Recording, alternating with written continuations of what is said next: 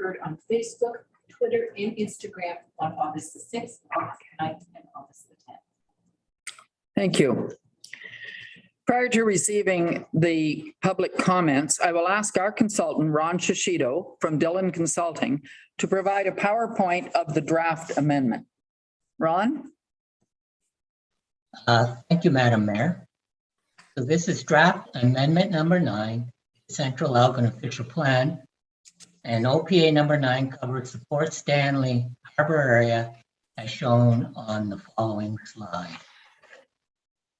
Now, the boundary of the Port Stanley Harbour area is shown in red. The harbour area includes the East Harbour land, known as the former Transport Canada land, as well as West Harbour land, which includes some Transport Canada land, some former privately held industrial land, the McCashfault terminal, as well as Port Stanley Visitor Center, Office Park, and the pier. The area also includes the adjacent village downtown, the East Side residential area, East Hillside woodland, Little Beach, and the West Side residential area, which includes Maud and Bessie Streets. OPA 9 includes 9 major changes to the Central Algon Official Plan. Items 1 to 8 are changes to schedules in the plan, and item 9 pertains to policy changes. So I'll go through each of the items. Item 1 deletes the existing Schedule G Community of Port Stanley Land Use Plan and replaces it with the following new Schedule D, which incorporates the land uses from the Harbour Secondary Plan Map A land use. Now, Schedule G shows 4 new land use designations: mixed use area 1, mixed use area 2, mixed use 2, hotel, conference center, and harbor community facility. 3 land use designations are carried forward from the Port Stanley Land Use Plan, and they're commercial, harbor low density residential, and a natural heritage designation. These 3 designations are on lands that are adjacent to the harbor land. Item 2 deletes the existing Schedule G3 Port Stanley Harbour Greater Harbour Area Land Use Plan and replaces it with the following new Schedule G3, which incorporates the land uses shown on the Harbour Secondary Plan Map A. That's the land use plan. This is the new Schedule G3 Greater Harbour Area Land Use Plan. Item 3 inserts the new Schedule G3-1 Port Stanley Harbour Area Land Use Plan, which incorporates the land uses from the Harbour Secondary Plan Map A land use. And this is, you can see, we're getting to a more progressively detailed scale, as you'll note in the plan. So there's, as I previously said, there's 4 new land use designations on the harbor land. This one is mixed use 1. You can see it's in the light blue, and it's on the East Harbour and the West Harbour land. There is mixed use 2, which is at the entrance gateway to the East Harbour. There's the Hotel Conference Center, which is at the entrance gateway to the West Harbour. And in green, Harbour Community Facilities. Now, those green areas represent waterfront parkland areas. that 75% of the east and west harbor lands are designated for waterfront, park, and open space uses. The commercial, harbor low-density residential, natural heritage, and dynamic beach designation on the land that are adjacent to the harbor land are carried forward from the official plan.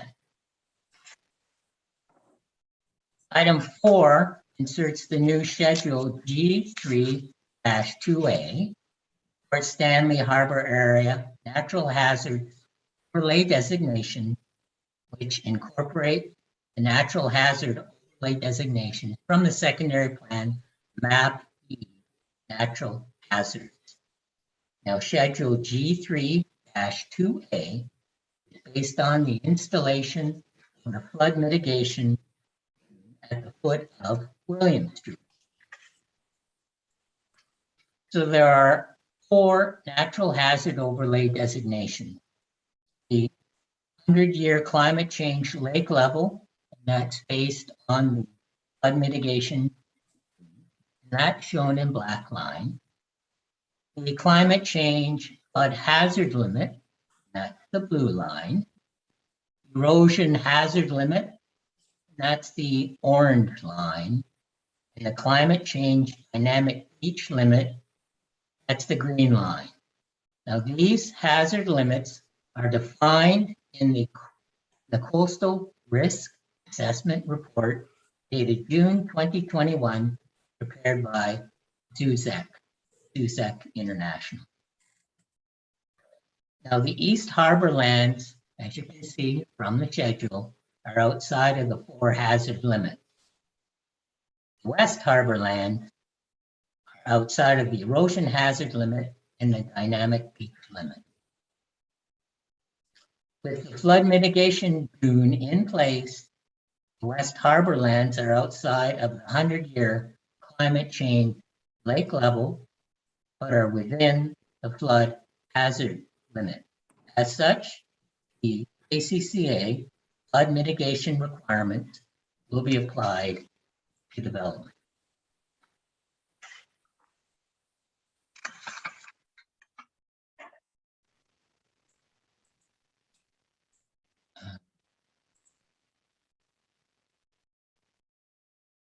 Sorry. Okay, sorry about that. Item 5 inserts the new schedule G3-2B for Stanley Harbour Area Natural Hazard Overlay Designation. And that's based on the implementation of a dune restoration and enhancement program along Main.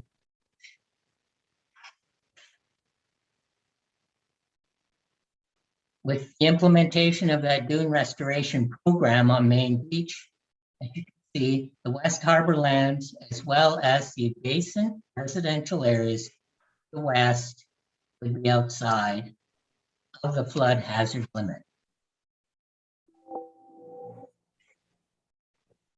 Item 6 inserts a new schedule G3-3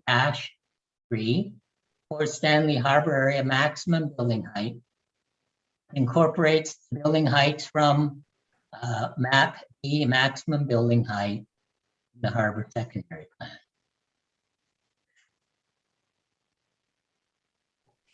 Buildings will have a maximum 4-story height with the following 2 exceptions. At the strategic gateways, the east and west harbor land, will be a hotel conference center at the entrance gateway to the West Harbor land, and a mixed-use residential building at the bluff adjacent to Main Street at the entrance gateway to the East Harbor land. Item 7 inserts the new schedule G3-4 for Stanley Harbour Area Transportation Improvement. This incorporates the existing and planned transportation network Map C in the harbor secondary plan. Planned transportation network serving the harbor area land.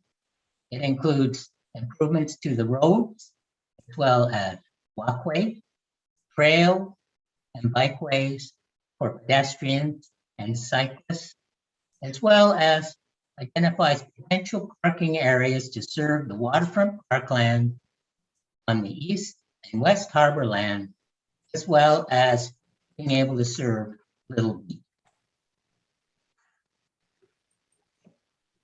Item 8 inserts the new Schedule G5 for Stanley Harbour area public realm improvement. That incorporates the proposed public realm improvements from secondary plan map D public realm. That's items 1 to 8. Those are the changes to the schedule. This it shows public realm improvement.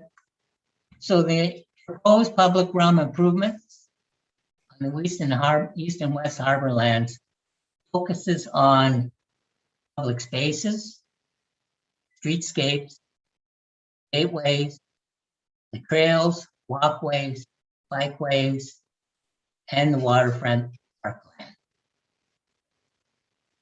So item 9. Item 9 is the changes to the policies in the official plan. Item 9 deletes the existing policy section 4.6.6.4 for the Port Stanley Harbour in the official plan and replaces it with the following new policy section read in conjunction with new schedules identified in items 1 to 8 in this official plan amendment. The new policy for the harbor lands includes goals that were developed through workshops and open houses with community stakeholders during the visioning and land use concept development phases of the secondary plan. You can see in bullet the different goals, and you'll recognize that many of them were shown and developed as part of the various sessions we had.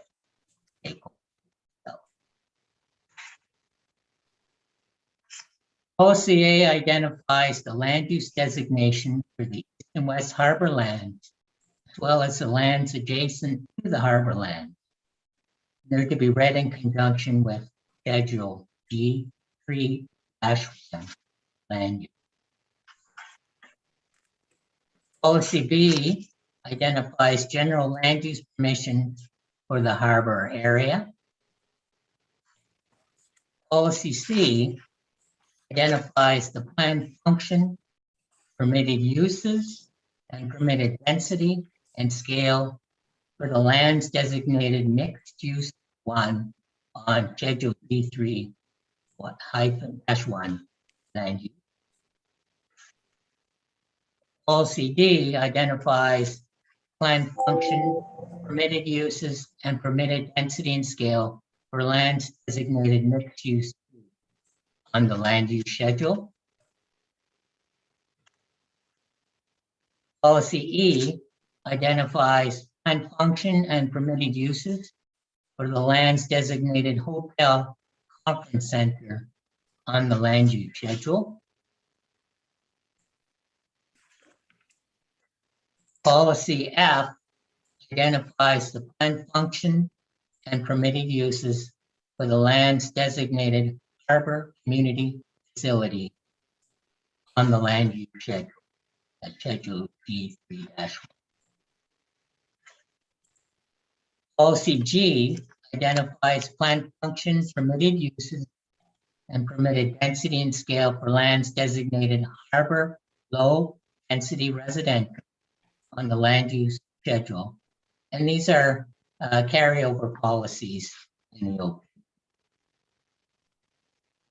Policy H identifies planned function and permitted uses for the lands designated commercial on the land use schedule. There are also carryover policies in the open. Policy I identifies plan function and permitted uses for the lands designated natural heritage on the land use schedule. As well, these are carryover policies. Policy J identifies the plan function and permitted uses for the lands designated dynamic beach on the land use schedule.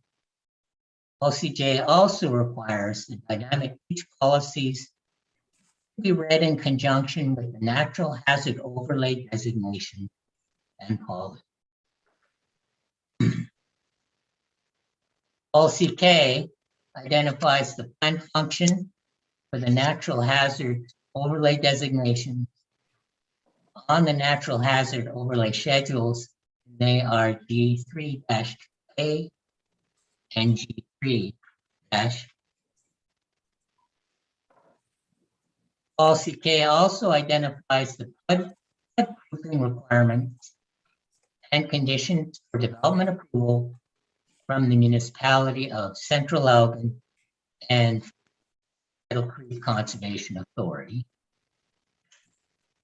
Policy K also identifies the permitted uses within the natural hazard overlay designations. Policy L, it identifies other planning criteria to be applied to new use on the east and west harbor land. Policy M identifies the policies to be applied to the Main Street, Bridge Street adjacent land, and the MOD SE Special Policy Area as shown on Schedule B3 land use.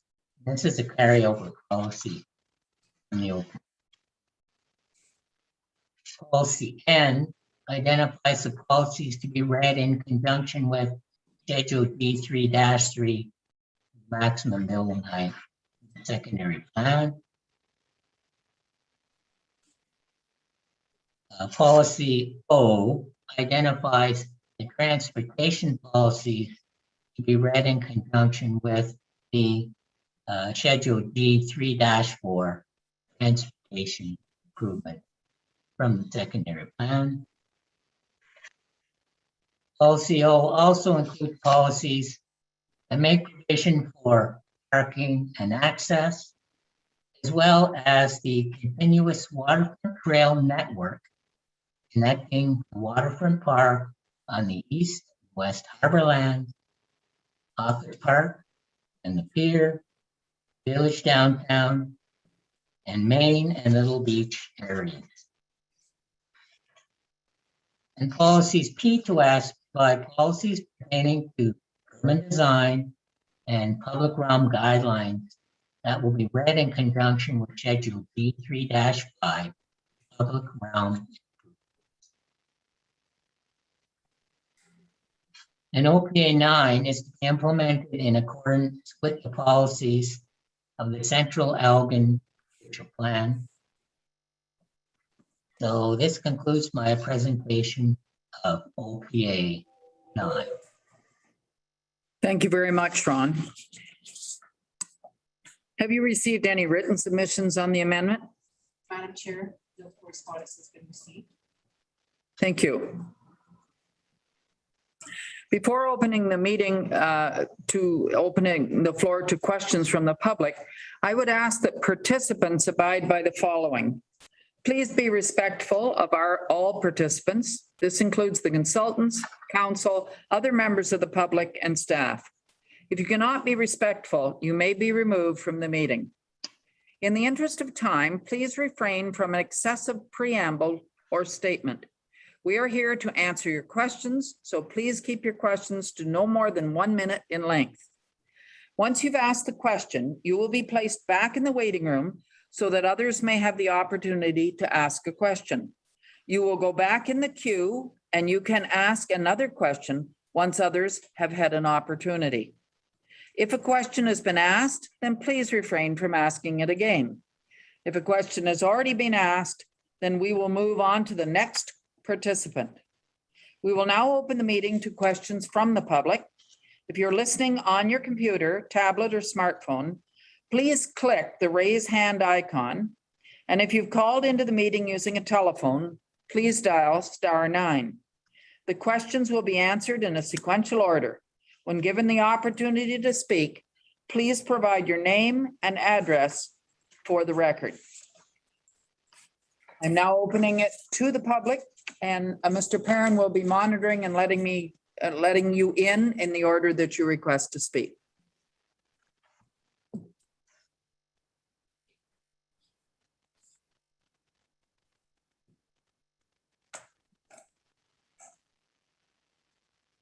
Do we have some requesting to speak? Nobody requesting to speak?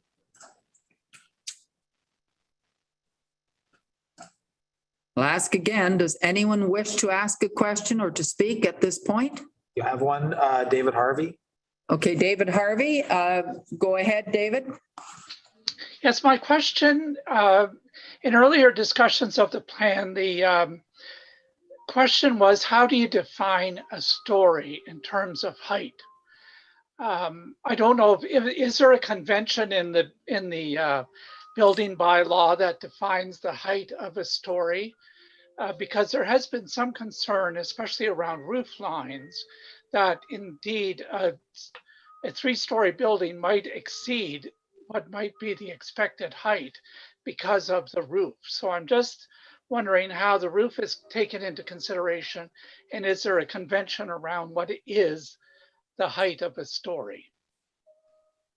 Okay, now, do we have Kevin? Yes, go ahead. Just for clarification, could we ask Mr. Harvey's identification?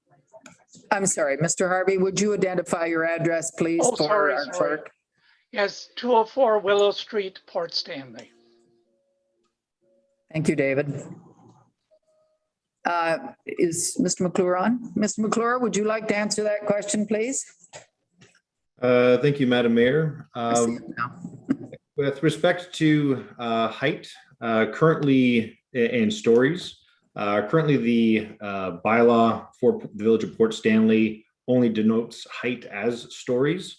This is something that through eventual consolidation of the bylaw and through more detailed bylaws that we'll need to develop as part of the designations that are being prepared as part of this application, official plan amendment.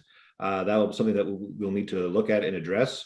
Currently, within other portions of the municipality, it's dealt with height.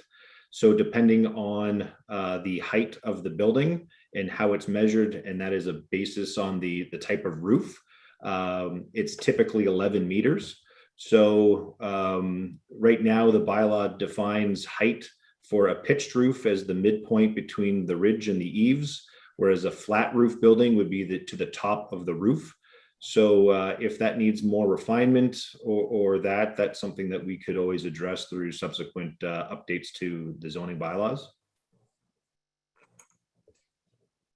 Mr. McClure, is the 11 meters a 3-story, or is that the total height of a 4-story? Or I'm just curious because I know there is a difference here with different story heights. Thank you, Your Worship. Right at the moment, there is no differentiation for stories or heights. So right now in Yarmouth and Belmont, you would have a height requirement. How that is determined, there's nothing within the official plan that would limit that 11-meter building be 1 or 2 stories or 3 stories. Ultimately, depending on I guess floor heights, if it was a 9-foot ceilings or 10-foot ceilings, that would ultimately restrict the number of stories that an individual could build a building with that height and the roof. If it was something that the municipality wanted to look at as a height restriction in combination with a number of stories, that's something that we could look into.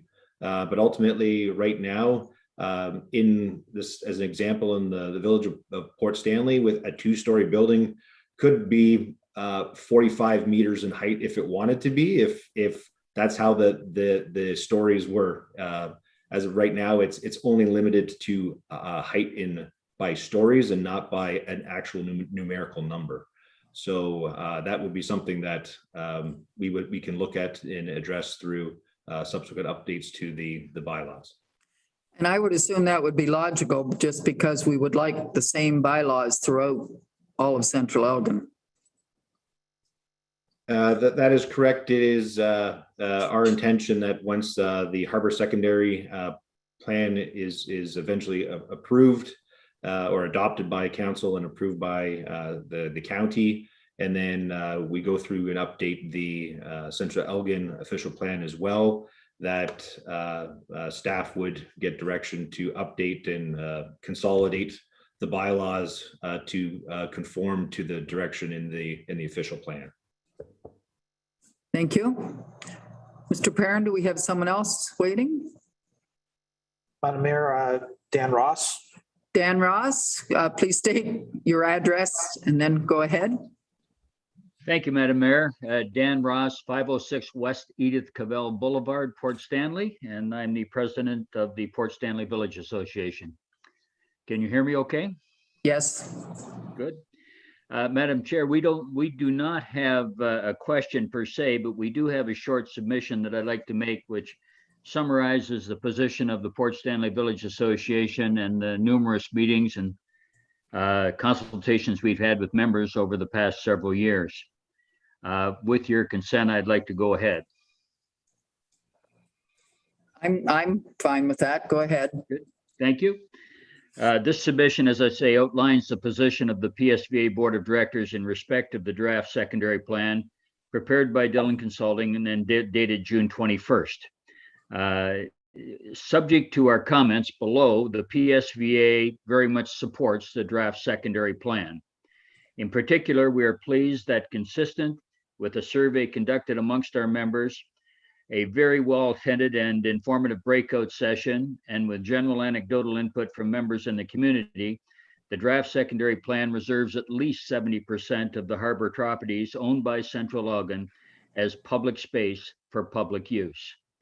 If we take away our beaches and related parking, we do not have an abundance of public space, and we applaud this decision. The PSVA is also pleased that the draft secondary plan reduces the maximum height allowances from those proposed in draft plans prepared by Dillon in 2017. We are very grateful to Council for putting forward a draft secondary plan that attempts to take account of views of the public and anticipates the interests of future generations and our community. The harbor and the East Headlands are truly legacy properties that will define the character of our village for literally generations. The draft secondary plan indicates that public realm improvements for the harbor properties are to be implemented through the Harbor Area Design Master Plan. The public realm improvements are not subject, we believe, to the penalty provisions of the harbor divestiture agreements and may therefore proceed without delay.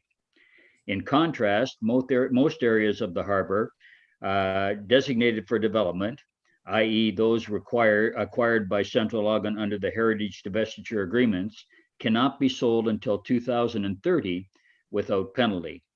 We therefore urge Council to move forward with that portion of the master plan that deals with public realm elements under an accelerated planning timetable for those areas of the harbor property designated for public use. That way, uncontroversial items like walking trails, permanent washrooms, parking, which we feel need not await implementation of measures recommended by ZUZEC, may be planned and implemented without delay. We urge Council to create a steering committee to move ahead with the public realm aspects of the Harbor Area Design Master Plan, and would ask that a representative of the PSVA be included as a member in that steering committee. We understand that servicing of residential and commercial properties will require significant infrastructure installation and improvement, particularly in water, wastewater, and drainage, to deal with the surge and climate change hazards outlined in the June 2021 report prepared by ZUZEC Inc. We urge Council to ensure that these costs are, to the extent possible, fully recoverable from developers through development charges or other fees and charges.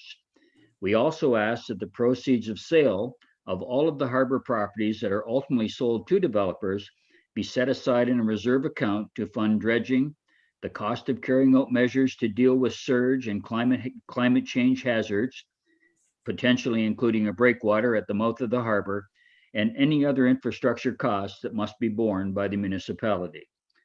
To the extent that public realm improvements may have to be funded from private sources, the PSVA may well be willing to participate in the funding effort and would like to proceed with that initiative as soon as possible.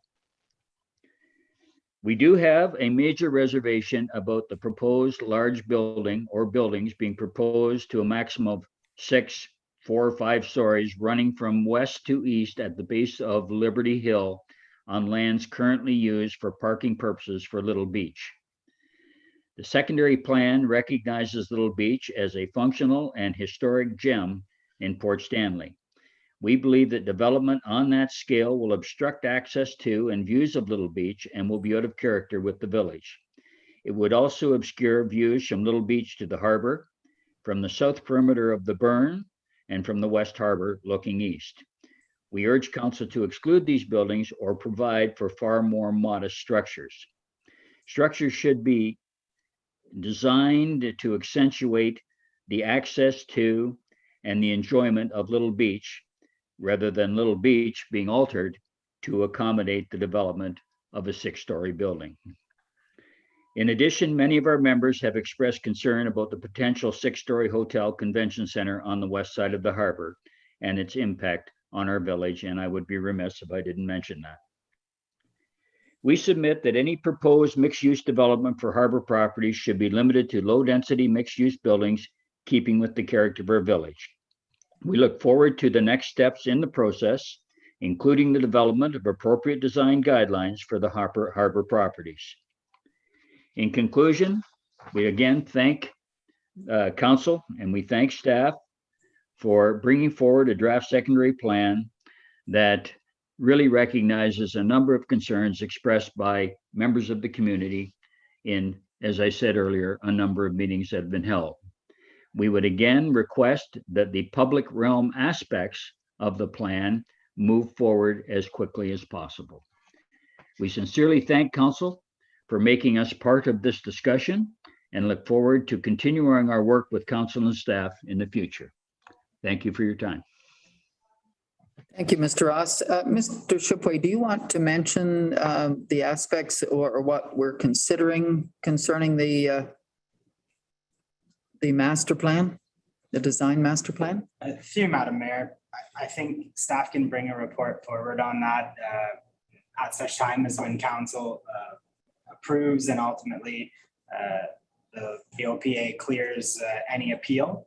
I think it would be premature until that time, but staff are obviously prepared to move ahead with next steps and present that to council for information, but that would be outside of the scope of the public meeting for this evening. Thank you.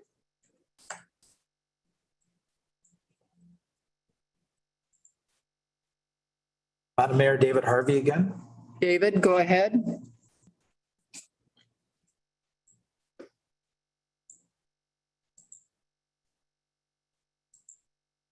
I think you're muted, David.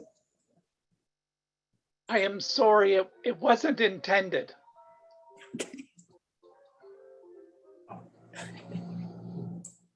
So, sorry, Mr. Harvey, you don't wish to address council then? I do not. Okay. Sorry. Thank you, David.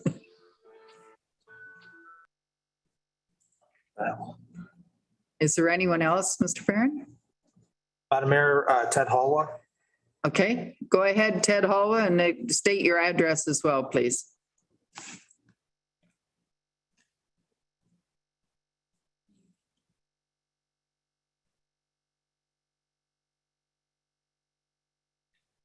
Mr. Halwa, you're muted.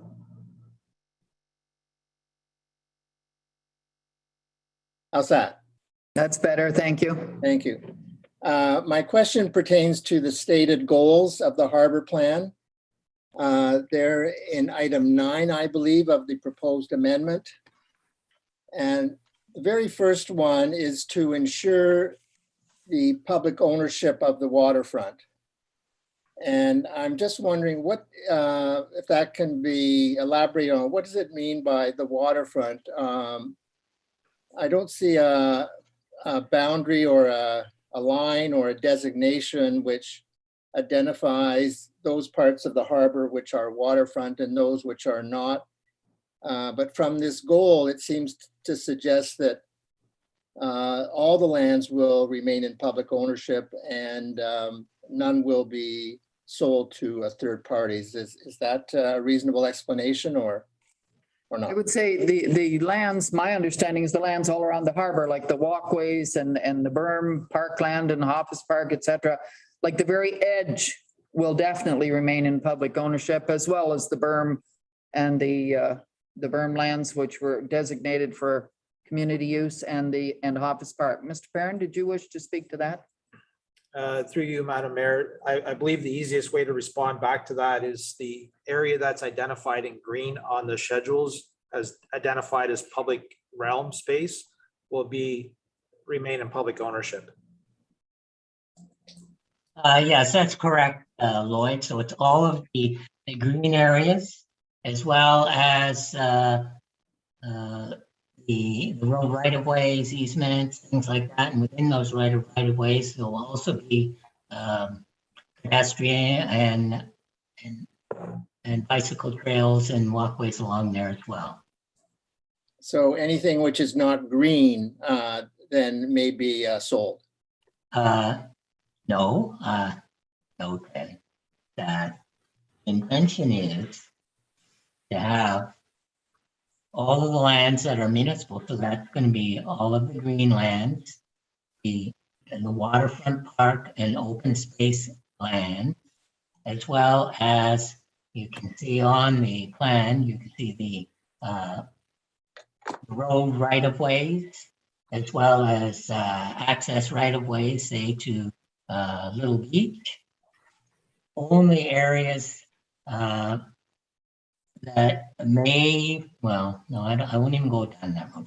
I would say 100%, all of the green areas and all of the municipal road right-of-ways and infrastructure, that will stay in public ownership.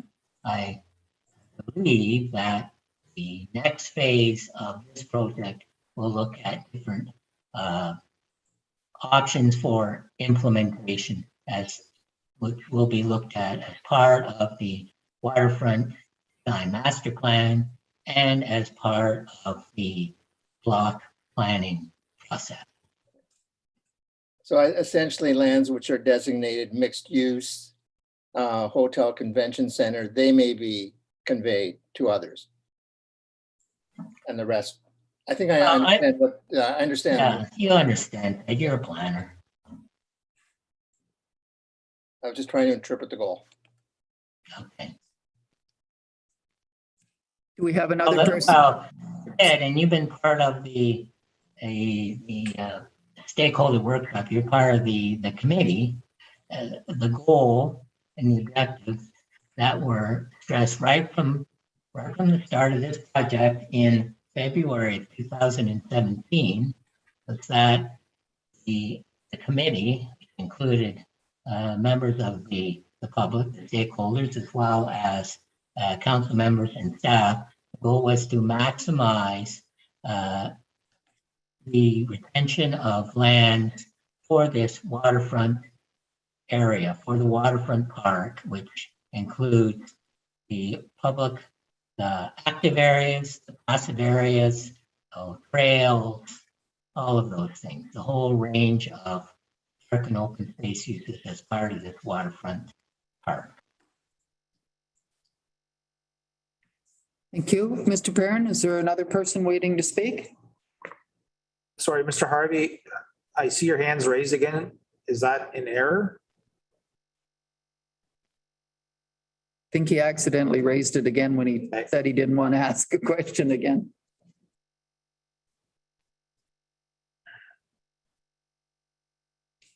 Is there anyone else?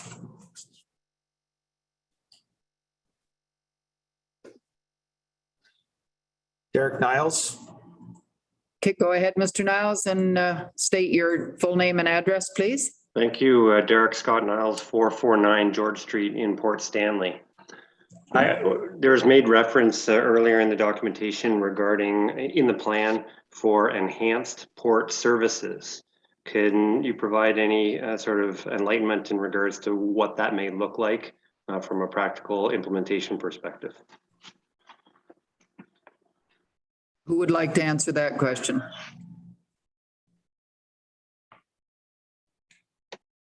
Well, Ron, okay, I could take an initial step at it. To enhance port services within the context of all the discussions that have been going on over the last, well, since 2017 when the project started, there has been ongoing comments from stakeholders in terms of ensuring that or trying to make provision for additional services, cost services in port to serve existing community. That was enhanced services in regards to parks and open space, enhanced services in regards to various retail services, enhanced services in terms of social services, enhanced services in terms of better parking and access for the local community going to Little Beach, enhanced services in terms of providing opportunities for visitors and tourists coming to Port Stanley. So the discussion on enhanced services from a soft service perspective was comprehensive, I think. As well, there was talk about making sure that the commercial fisheries wouldn't continue, that commercial fisheries not only being a important business for Port Stanley, it also is a tourism draw for Port Stanley. So wanting to ensure that there was appropriate facilities to ensure that this could continue in a safe manner. Thank you very much for that amplification, Ron. Yeah, my comment was in regards to the port services, as you alluded to, for commercial fisheries and hopefully for some other commercial marine businesses that can draw on Port Stanley for their activities and drive other business opportunities in that front.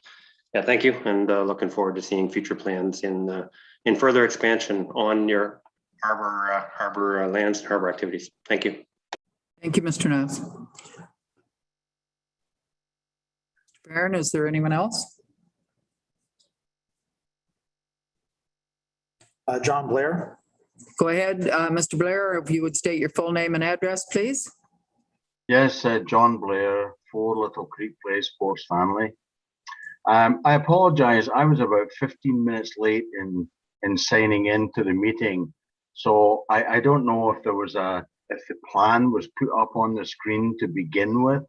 I'm just wondering if it was, could that be put up once again? But I've listened with all the comments. Thank you very much. That's perfect.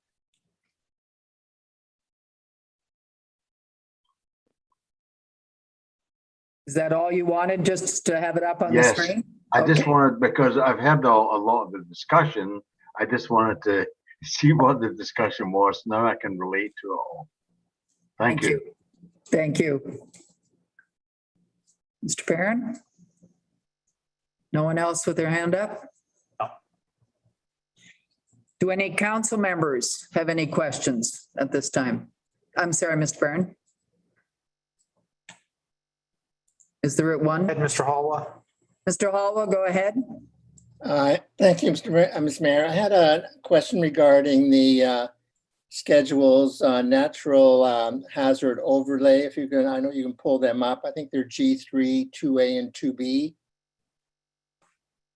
Yes, and the black line that goes around the perimeter of the East Headlands.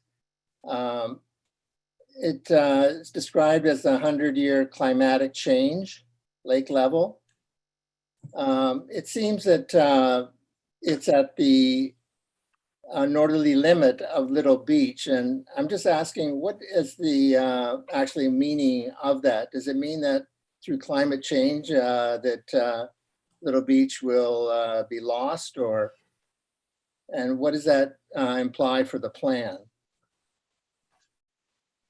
I didn't, with apologies, go through the ZEC report and see, find an explanation for that. So it's my question tonight. Yes, Mr. Perrin, go ahead. Through you, Madam Mayor, the black line would delineate where the water lake level matches the existing shoreline. So that would imply that Little Beach could possibly be totally submerged under the 100-year climate change model. And are there measures that are identified in the plan to prevent that, or is that just an issue going forward to deal with?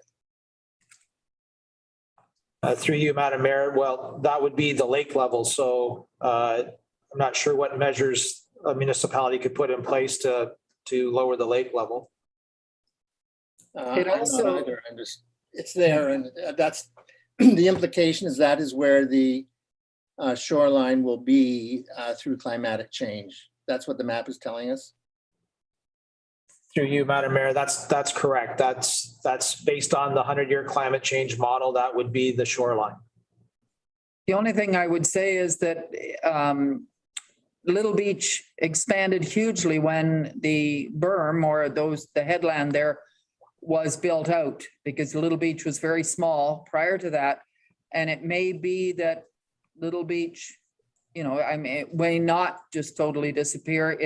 It'll depend on the currents, the movement of the water, as well as the water level.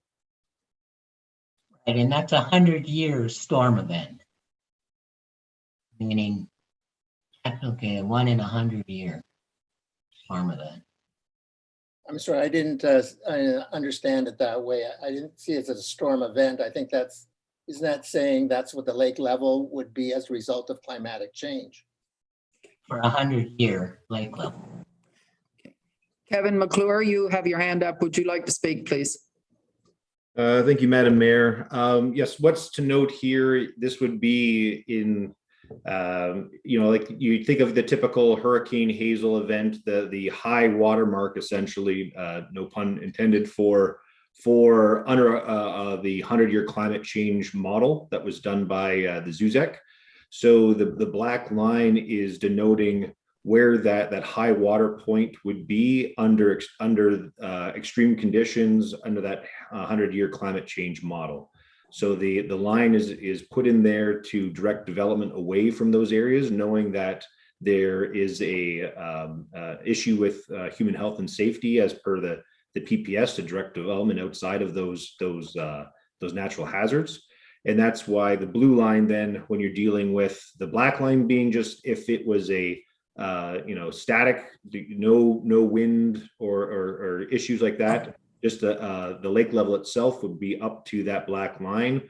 Whereas when you're dealing with storm events and you would see the blue line itself, there would be additional movement there. So that's what the line is denoting, is just to ensure that development is outside of those areas. And then that's also the rationale behind that flood mitigation dune, to help mitigate some of those climate change modeling, results that were prepared by ZUZEC.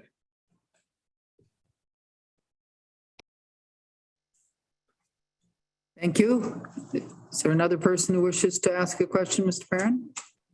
Not at the moment. Do any members of council have any questions? Councillor Rowe. Thank you, Madam Mayor. Just one question. Again, it's regarding height. So that seems to be the primary concern at the moment. It's just a little concerned about the hotel conference area and the view that it might block when you come southbound on Carlow Road. And when I went back to the directions from, it was what council approved November 21st, 2019. For that particular property, it says to permit maximum 6 stories only for a hotel conference center, otherwise maximum 4. Does that still hold? Ron? Yes. Okay, thank you. The intention is, it's always been to try and attract the hotel conference center to that location. Because it's a strategic gateway entrance location to West Harbor. And the goal, the objective has always been to attract the hotel conference center there.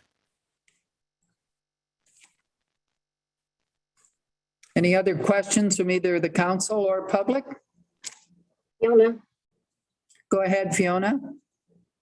not really a question, but I just think more of a comment with regards to the hotel conference center and the height. I think the need for that facility here is very important because we need to start being able to bring in revenue. We need to be able to, we need that commercial revenue coming in, commercial tax dollars coming in. And there's not going to be a developer who's going to bring in a hotel conference center with 4 stories or smaller and be able to recoup any costs from that.